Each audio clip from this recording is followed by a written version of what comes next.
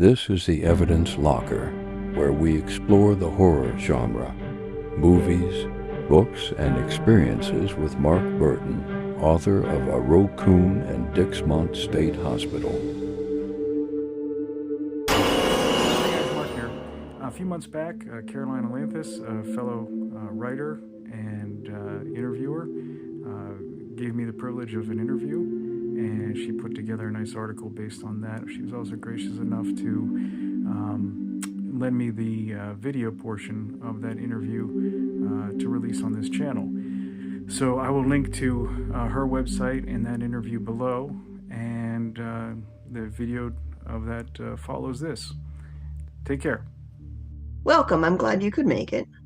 Thank you. Okay, so to start off, tell me about, I think it said Aroughcoune. Yeah. Tell me a bit about Aroughcoune.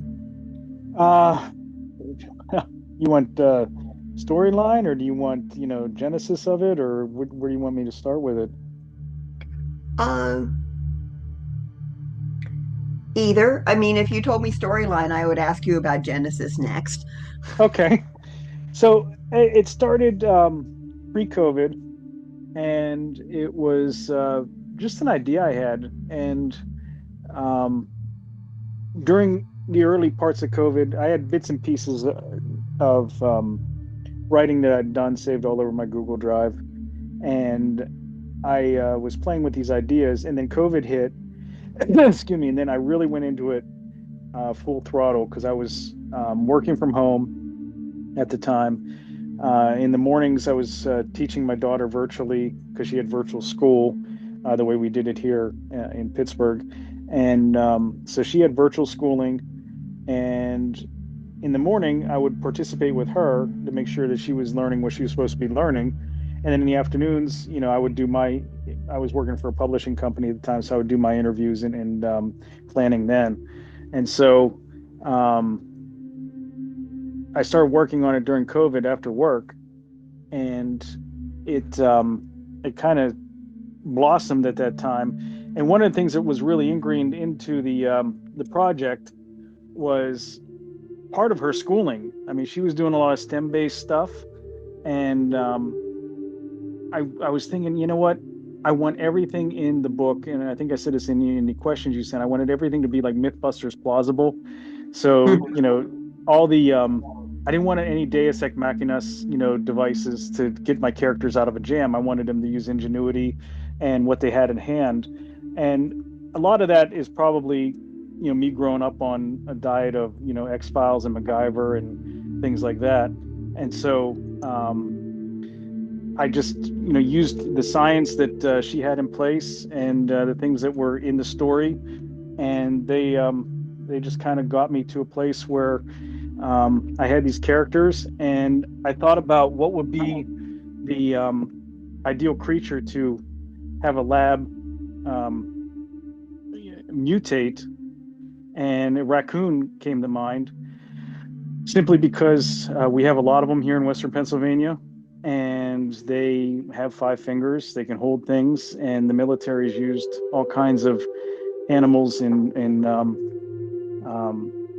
the past. They've used dolphins. They've used rats. Dogs. Everything that they can train for a military purpose. So I said, why not a raccoon? I mean, they're natural problem solvers. They're really.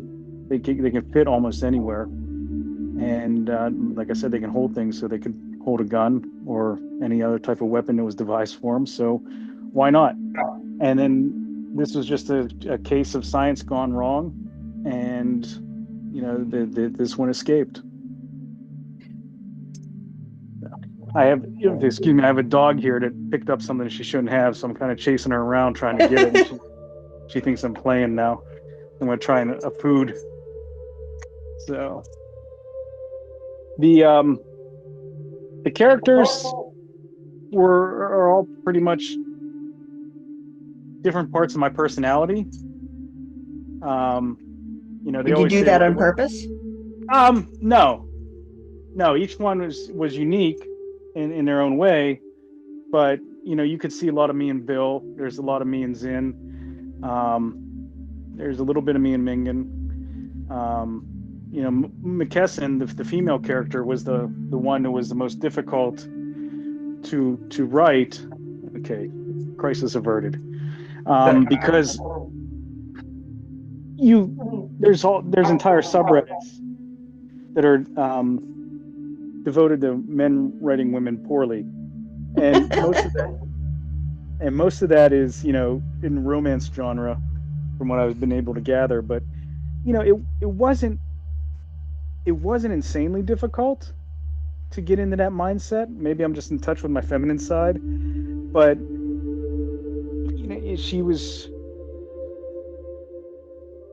I didn't want her to be one-dimensional, and she is African American, and in Western Pennsylvania there is a lot of racism still, and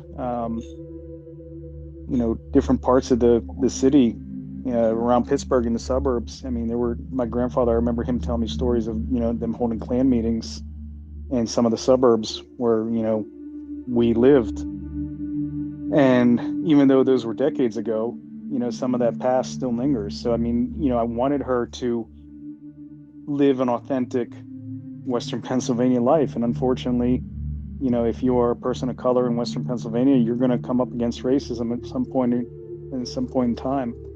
So she had a rough childhood.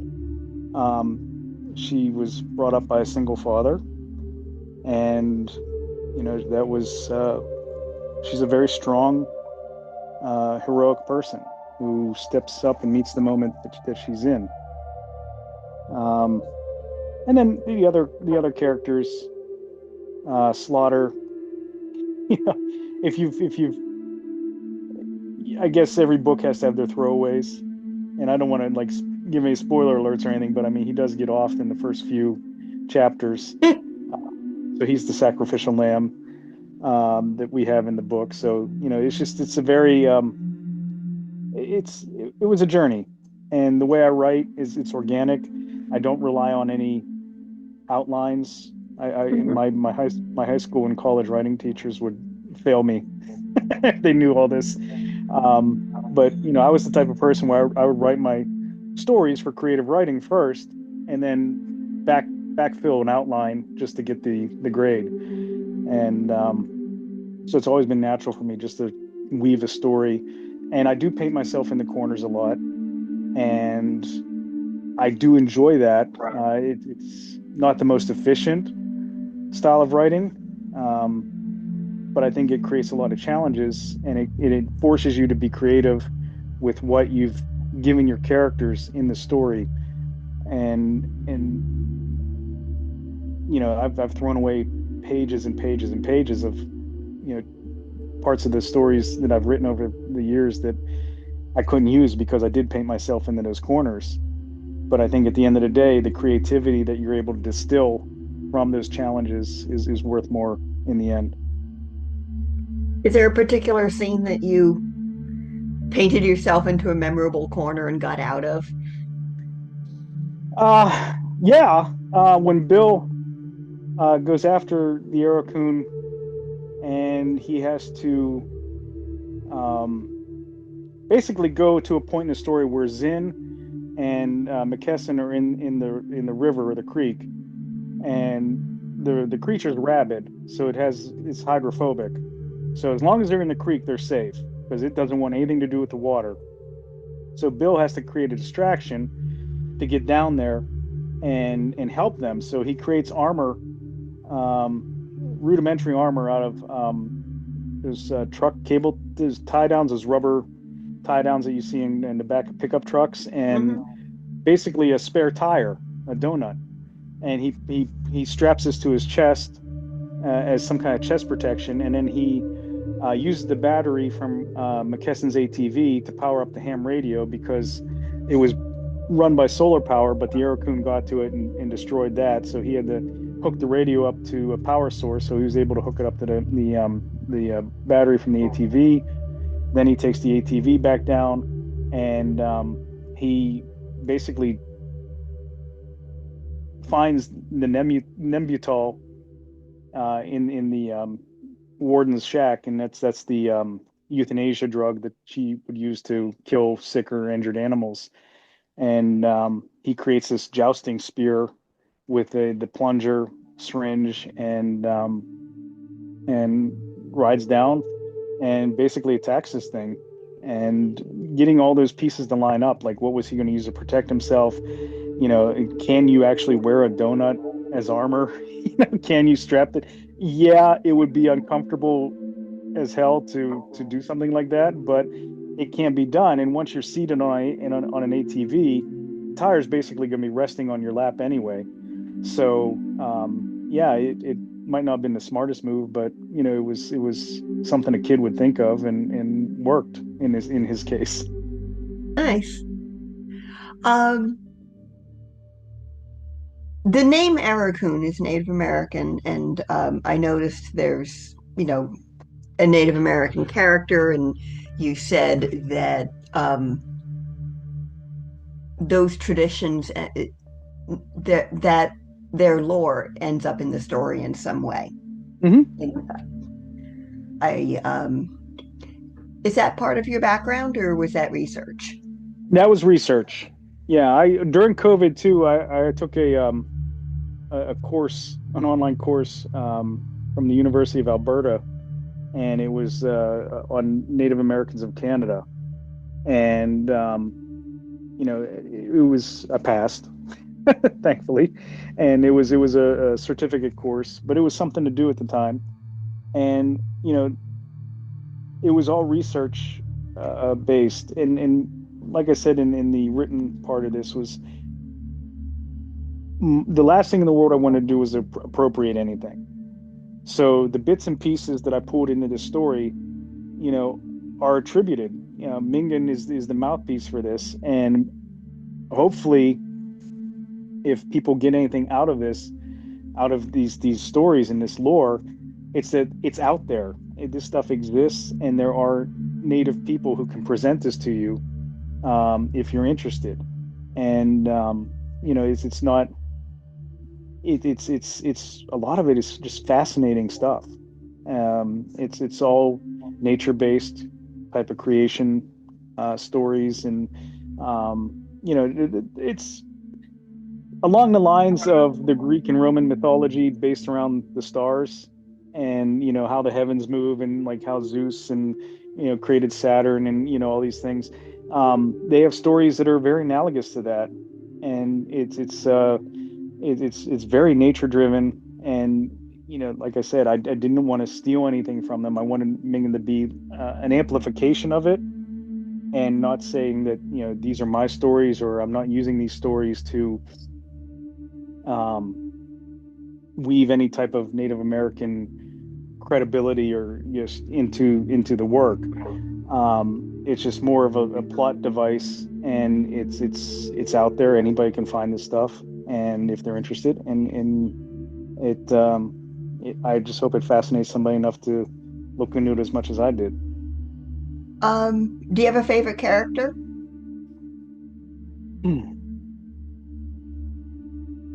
Well, I'm working on a sequel right now, and the two characters I decided to bring back were Bill and Mingan.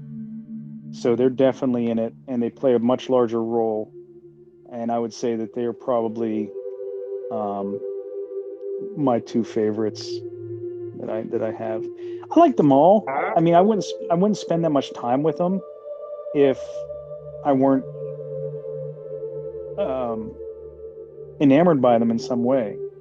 I think when you're writing something and you're playing God over this little world, if you don't like somebody or they're not appealing to you, it's very easy just to snuff them out.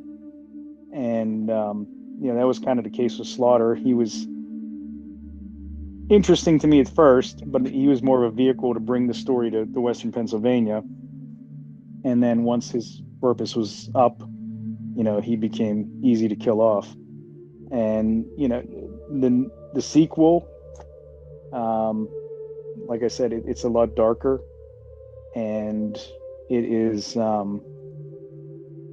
there's a lot of people from my past that are creeping in, that I'm finding very easy to kill off. So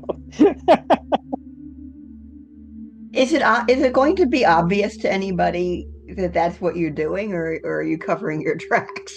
I'm covering my track. No, I mean, I've been writing for 40 some years now, and it's you pick up bits and pieces of this. Like in the sequel, the one guy that I kill off, he's a placeholder for a bunch of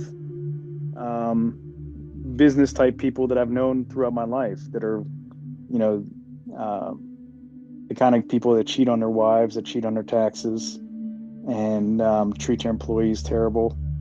And it's nice to set something like that up and see them get their comeuppance. So no, there's nobody that you're going to look at this one person and say, yeah, this is so and so that he knows. You could look at that person and say, this is probably 5 or 6 people that he's known, throughout his life, but nobody that it's ambiguous. There's nobody you can actually point to and say, yeah, that's him. Yeah, people always say, oh, if you're a writer, that means nobody better piss you off or you're going to put them in your book. I wish I could do that. Yeah. Well, I mean, my background is a little bit different. My background is journalism. Mm-hmm. So, I've collected characters that I've known throughout my career, but if somebody pissed me off, I had to, keep that inside. You can't, I don't know, people say the media's changed and there's bias, but you can't put your bias into your stories. I mean, it has to be legit stenography of what happened in the moment. And so I think I'm a good person that keeps all that inside and compartmentalized, and, in my fiction, and then I can let loose and say what I think. What do you anticipate people really liking about this book? It's quirky. It's a hard sell, and I hope people appreciate that. In that you have a story about a mutated rabbit raccoon, and you say that to people just in passing, like, what's your book about? It's about a mutated rabbit raccoon, and then they just kind of look at you like, what are you thinking? Or and so I hope they take a nice ride with me in the book. I hope they enjoy the story, and I hope they see a little bit of Western Pennsylvania if they're local, and they say, oh, that that place, I know that place, because there are bits and pieces like the mental institution that I mentioned in there is based on a real place that I covered for the newspaper. Dixmont State Hospital. The Oakdale is a real place. These are like places my grandfather used to take me. He'd play a game with me in the car, and he would just take me on a ride. He'd want to go pick up a case of beer, and he would just tell me, hey, I'll drive, but you tell me where to turn. And he knew all the back roads, so I would just tell him, turn here, go here. And back then, this was all farmland, and it's so overdeveloped now. But back in, you would just get lost on these old roads. And Oakdale had a big old dog factory in the middle of town, and in the summertime it would stink, incredibly bad. And it was a real place, and that's all gone now. And now you have, really wealthy homes built down there. And so, yeah, I hope they see a little bit of history, a little bit of authenticity, and I hope they walk away saying, yeah, you know what, that's crazy as hell, but it's kind of plausible. It could work, So. Wait, a dog factory? Dog food factory. That makes more sense. Yeah, it was right on the railroad tracks, and it was this big, huge metal building. And every summer, I mean, when you'd roll the windows down in your car, I mean, it was worse than roadkill. And so, And it was a very memorable thing from my childhood. So Yeah, we have a pet food factory in town at also actually, so I know that smell. hmm It sounds like place and history are both important to you. yeah. Um, you can't really have a good story unless you have a good place to put it in. And it's I was just reading today on my lunch hour, um, history of vampire literature, and there were vampire stories way before Bram Stoker wrote Dracula. But what the author or the editor of this collection posits is that it wasn't until Bram Stoker brought the story into the city Hmm. that it became real for people. And that change of location from just being, vampires in castles in the hills and the forests and out of the way areas, that really changed the entire genre of the vampire story and horrified people at the time. And so place is very, very essential uh, to, I think, good fiction. I mean, Stephen King has um, all of Maine, that he uses, Castle Rock, all these um, places all around the places he knows, and it's essential. It's a character into and on itself of itself. Yes, some of my writing does that too. Um, why horror? I love it. I grew up on old Twilight Zones, old Godzilla movies. We had uh, on TV on Sundays. We had Chilly Billy Theater, and they would play horror movies from the '70s, in rerun, and it's just it's a misunderstood genre. I think if you do it well, then it accomplishes so much, and it should be a genre that gets as accolades, Oscar-worthy performances. There's unique stories to be told, but it's also a genre where there's a lot of crap, and that's fine too. There's room in it for all of that, and you have people that love those splatter slasher movies, and you have people that like the really dark, serious movies, and the fan base can all come together and say, "That's cool. I like what you like. It might not be my thing, but I'm down with it." And it brings people together that way. Um, and it's what I know. Again, they say write what you know, and I've spent so much time with this genre, absorbing it as a consumer, that it's only natural to give it back. I mean, if I read nothing but Jane Austen, I'm sure I'd be writing, you know, British type of, countryside novels, but that's not me. And at my reading too. I mean, I read Cujo when I was like 11, and my parents had no idea what I was reading at the time. So, and then I go back and I read that book again, and it's like I would never let my kid read this. There's things in there that are, at least 16, 17 before they can understand what's going on. Clive Barker is another. I'm a huge fan of Clive Barker stuff, and he's another one that really takes the genre at an intellectual level and just twists it around. And you have to trust that author to take you on this journey and see it through. A lot of people have a hard time with Clive Barker's work, but it's phenomenal. Haven't read it myself, but I don't like to be scared. So what do you he's like? he's the Hellraiser guy. So if you've seen Heard of those that. movies with the Cenobites and Pinhead, I have not. I've heard of them. mm-hmm. What do you like about horror? I really like the stuff that makes you think. The stuff that really scares me personally is the stuff like Henry, Portrait of a Serial Killer, which was like Michael Rooker's one of his debut, if not his debut, as an actor. It was just based on the story of Henry Lee Lucas, who was a serial killer, a drifter killer, and the movie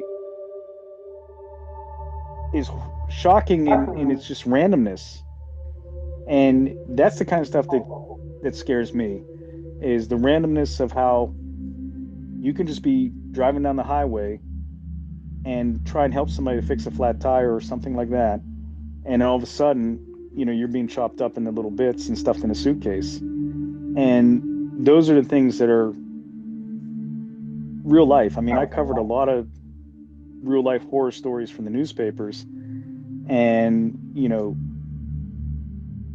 you see this stuff, you smell this stuff, and it's there's no rhyme or reason. And that's the stuff that's really frightening. Monster movies are great. I love monster movies, love Godzilla. I like the sci-fi end of horror, stuff like Event Horizon.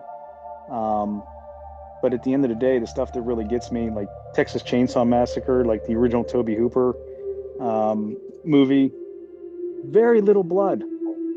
People think that this movie is just like, they see it, and the implied violence in this movie, your brain fills in the holes.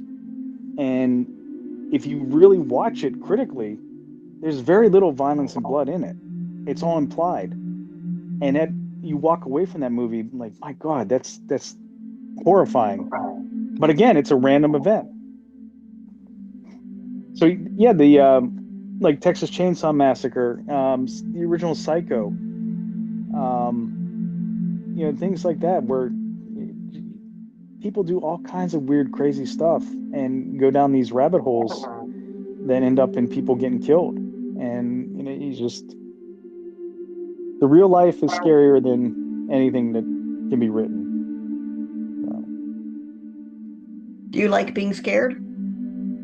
I enjoy it. Yeah. I mean, in a roller coaster sense of the word, I don't like, there's some things I won't watch. I actually, I can't remember the name of it, but I watched this, started watching this movie. It was definitely pre-COVID, and it was a foreign horror movie, and it had this little girl falling off a balcony. And we have a balcony on the back of our house. And when my daughter was born, I sealed it up, I shut the door, insulated the inside of everything, basically turned it into a wall so you couldn't get through, because I had, just deep fears of her going out on that balcony and falling off the side of it. And I saw this in this movie, and I couldn't go on with it. And, it was just too much. I don't like being scared like that, and I have certain taboos, not many. I'm very open-minded, and, I'm willing to sit down and try watching anything that somebody puts in front of me.